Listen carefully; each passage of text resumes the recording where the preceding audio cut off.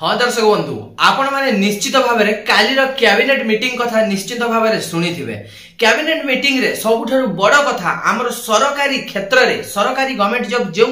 Aspirant माने रही सरकारी चाकरी करिया पई तांकर बयस सीमा को वृद्धि कर दिया जाइछे, जहाँकि सरकारी क्षेत्र रे डिफेन्स लाइन को छाड़ी देकी आमर जेतिक सरकारी गवर्नमेंट जॉब थिला जो सब जॉब रे बयस सीमा 32 वर्ष थिला से सब को 42 वर्ष पर्यंत कर दिया जाइछे। काली आमर कैबिनेट बैठक रे आमर सीएम मोहन माझी सार कोन करछंती ना गवर्नमेंट चाकरी रे जो एज थिला 32 वर्ष ताको 42 वर्ष कर दिया जाइछे। केवल जनरल पिला मानक पाई नाही, जेमिति कि जनरल पिला मानकर बयस सीमा 32 वर्ष थिबा बेले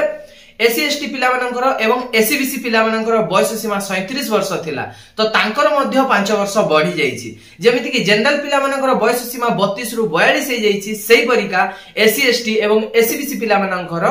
37 वर्ष रु बयस सीमा बढ़ी जाइकी वृद्धि हे जाइकी 47 वर्ष पर्यंत हे जाइछि। एनिकी आउ केही भी गवर्नमेंट जॉब आशाई माने जो माने थिले एज रिलैक्सेशन देउ नथिले जनरल पिला मानक पई 32 वर्ष थिला से माने अप्लाई करि पारु नथिले सरकारी चाकरी पई 32 वर्ष परे एबे वर्तमान ताहा 42 वर्ष हे जाइछि एवं एससीबीसी एससी एसटी पिला मानकर 47 वर्ष पर्यंत से माने सरकारी चाकरी रे आवेदन करि पारिबे, किंतु पुलिस फायरमैन एवं डिफेन्स जॉब रे आवेदन करि पारिबे नाही।